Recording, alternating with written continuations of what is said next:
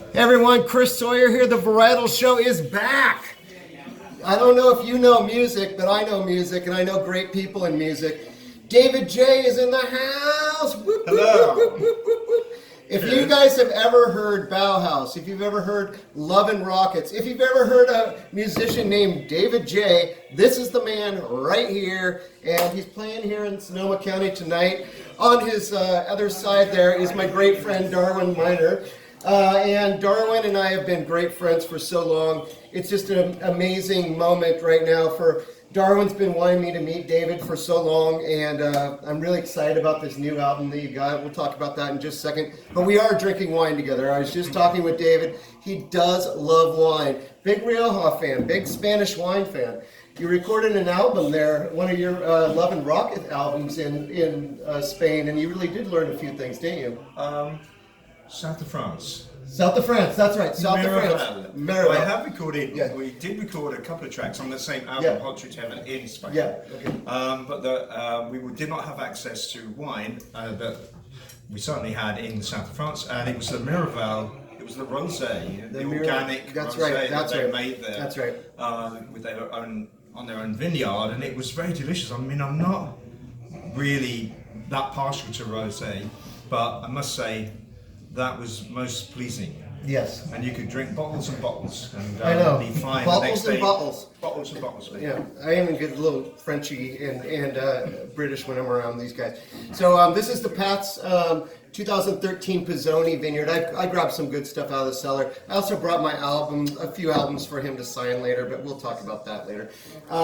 You know, you've done a lot of stuff in your life. Before Bauhaus started, I was hearing that you were in a little band, or you had a band before that, and one of the tracks on the album that Darwin recorded for you for your 60th birthday, there was a song that was on there that you did with two of your original mates.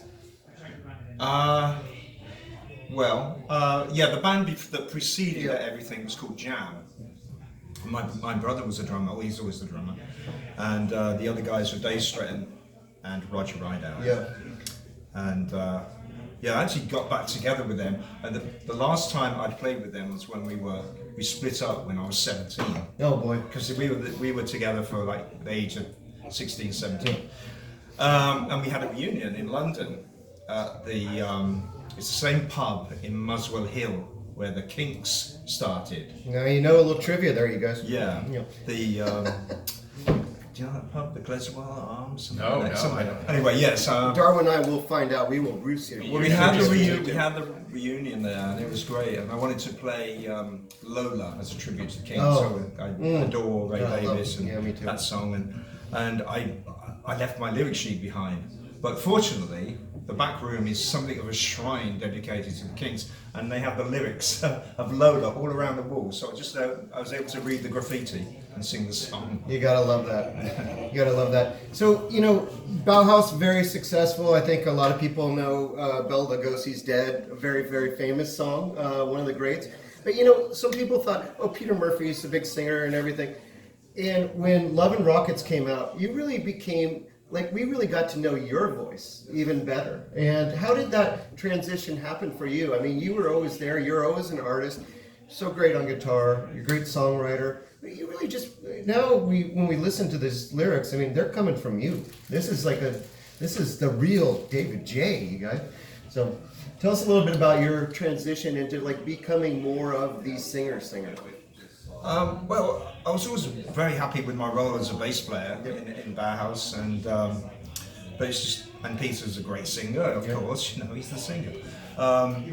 So that just naturally panned out as it did. And then when we did Love and Rockets, Daniel and I wanted to sing. Daniel's a really good singer. Yeah, he is. And our voices, his voice and mine, blend really well. So we had something going there with a lot of the songs are double vocals. You mentioned earlier today Express. A lot of the tracks on there is Daniel and I singing at the same time. Yeah. So it's just a kind of an evolution, really, and being also confidence. You know, evolution of confidence, and being able to step up to a mic and feel confident in doing that. Yeah. And the more you do it, you know, the more confident you become. And your voice, the more you sing, your voice also matures and evolves, you know. we are where we are now. Yeah. You would It's say like a wine, like Yeah. a good, Like Yeah. a good Right. wine. Right, It very well. all comes down to good wines, you guys. Once again, David J just said that. David J's in the house. Woo! When I first met him, I asked him about that same kind of question, and he said that you had, correct me if I'm wrong, but that you guys were a bit timid taking on the role as the lead singer, and so you sang together Yeah. to kind of share the burden. Well, You know, yeah, and just to to be, be on your own, you know. yeah, absolutely, and it Yeah. boosted our confidence, you know. Right. And it made that first album so great. It was because so great. Because everything was So doubled great. in that. Yeah. They do blend so well together. Yeah. Yeah, I mean, it really comes through. One of the songs that is on that, I believe it's Vagabond Songs. I was listening to you singing that live on a radio track that they did. It was a recording. I forget what it was. KME. Oh, KEXP. Yeah, KEXP. Really good interview with David. If you guys get the chance, just look it up on YouTube. You'll find it. Really good interview with him.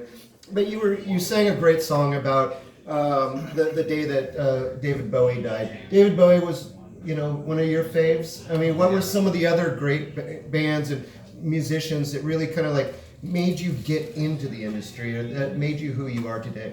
Well, contemporaneous with Bowie was T-Rex, Mark Bolan. Yeah. That was a huge one, and the only fan club I ever joined, in fact, was the T-Rex fan club. And I'm still a member, even though the fan club is no longer going. Yeah. I should be a member for life. Roxy Music at the same time. Me too. Yeah, absolutely. And then when Eno left Roxy, Yeah. stayed with Eno, very much so, huge influence, and still is. So yeah, but aside from that, I mean, I've got a lot of other eclectic Yeah. influences. Yeah. Some like in the acoustic folky area, like Nick Drake is yeah. a big one. There's a good one. John Martin, Yeah.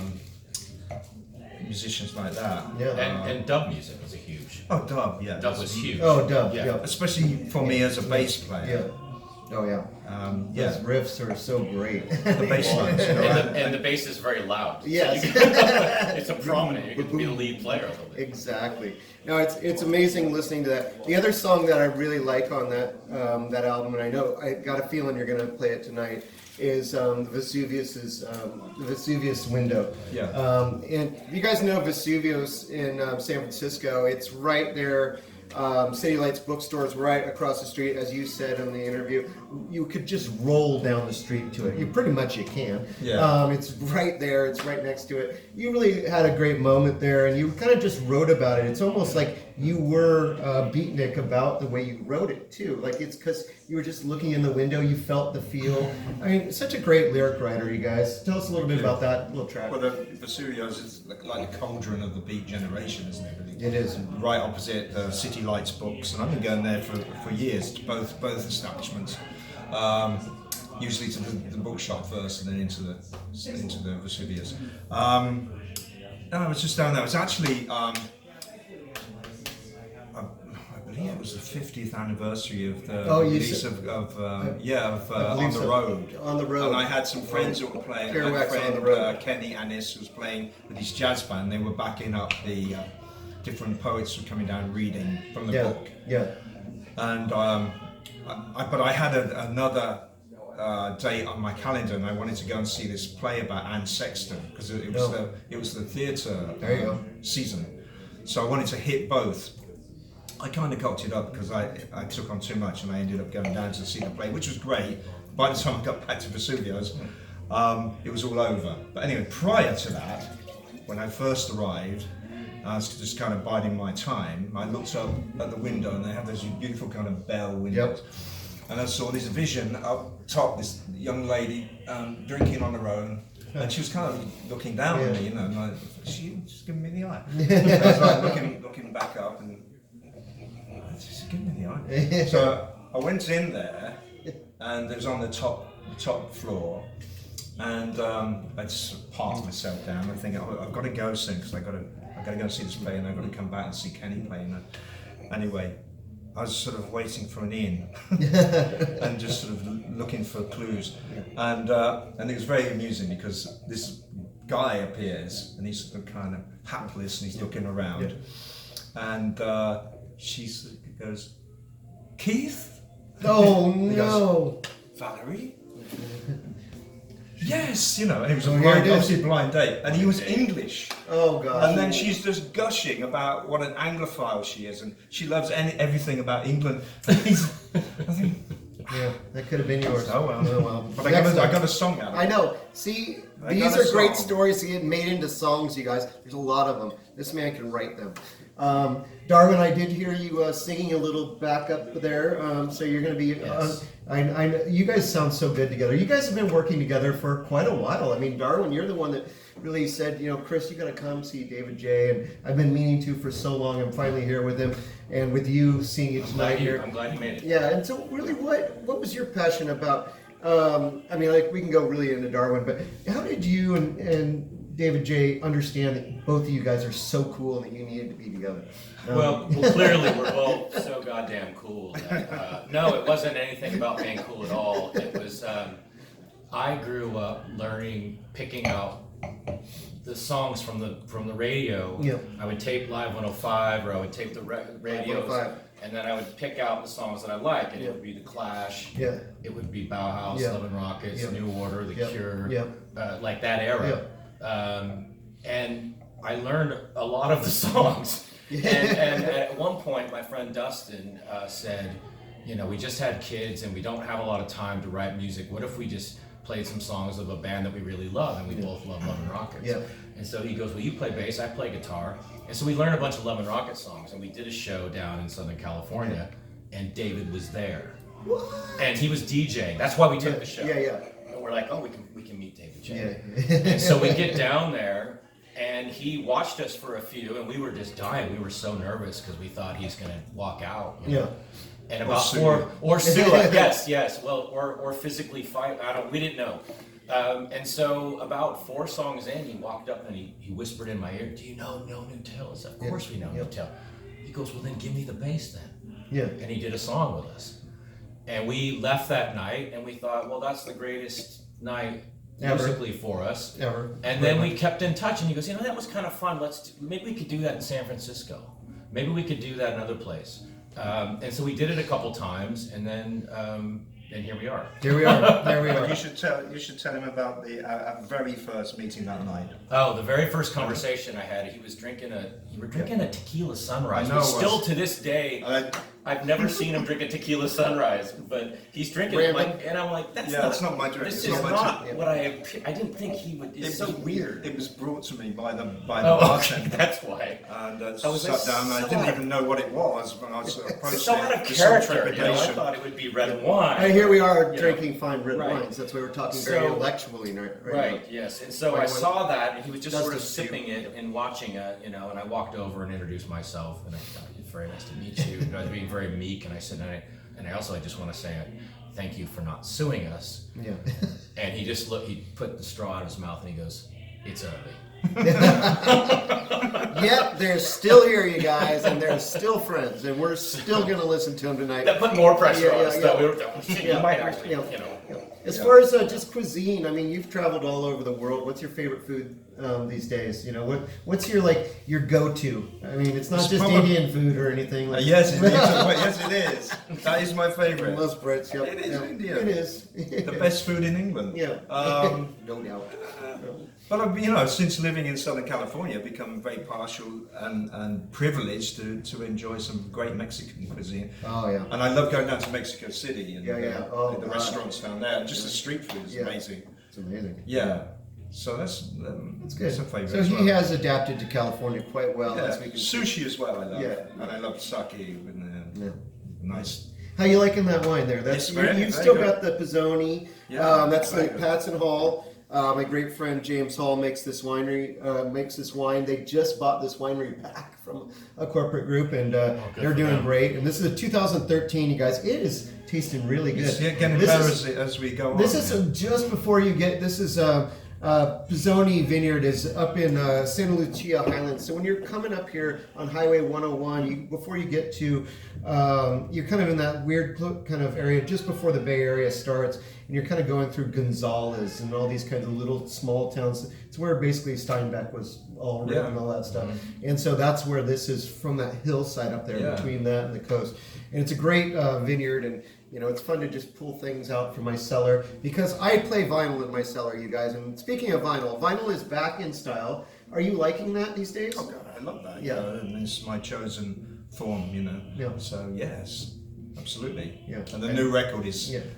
just come out on it's triple vinyl. Yeah. So Triple very- vinyl, not very pleased single, about not that. double, triple. Triple. And Yeah. yeah. Demos. And that. The new album is very exciting because some of them are none of them were meant to be heard. Yeah. And so And after people listen to it, they'll probably think, I know well, why. right. Yes, they'll have to reserve their judgment. But the interesting thing is that no matter what you do, you always know that it's in the back of your mind, or it's in the front of your mind, or somewhere in the middle. Someone's going to eventually hear this. Yep.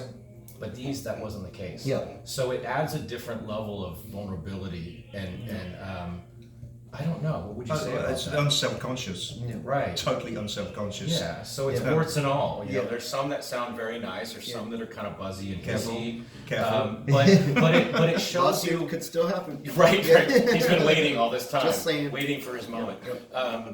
But it shows, in a way, it's like, oh, that's how he puts a song together. Yeah.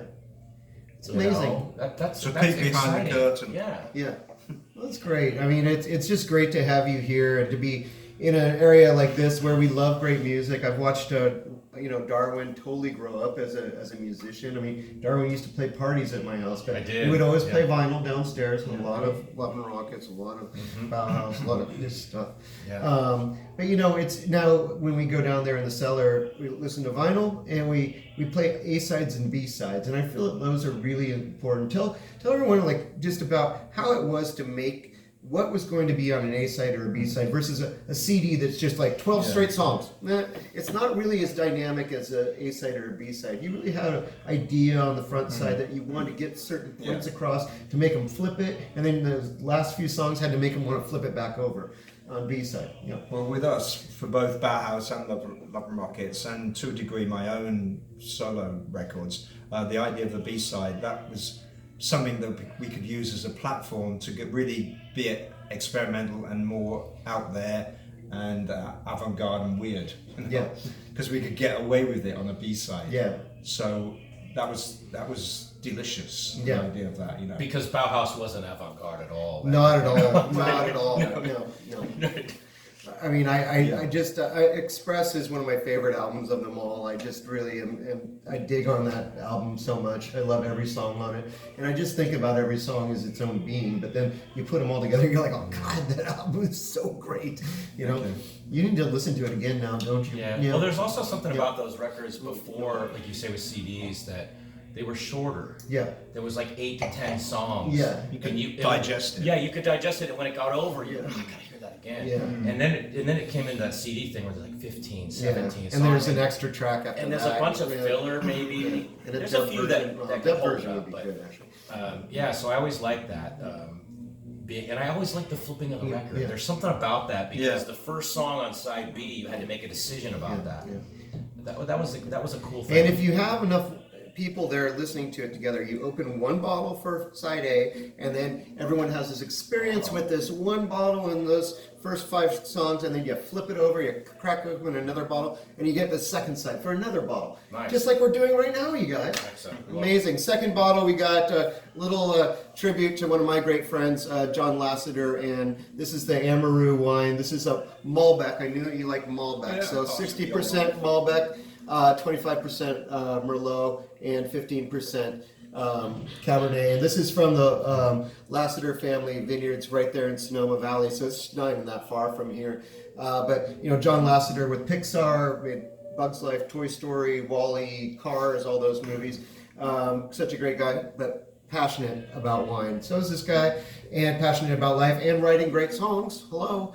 One of the greats. You're here tonight. We're super excited to have you with us. Yeah, thank you. Yeah.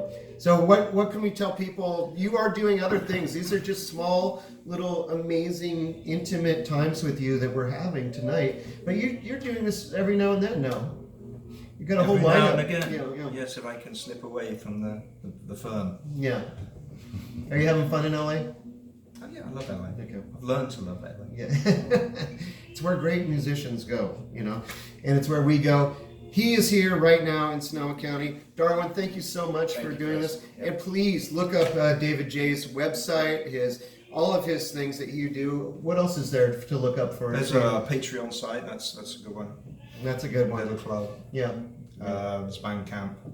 Yeah, it's all connected, so it's easy to locate. And go back and grab those old albums that he was part of and listen to why I'm here and why he's so great. And tonight's going to be awesome. Thank you for being here. Thank you. Cheers, you guys. Cheers. Cheers. Cheers. Play the B-sides. Play the B-sides. Cheers.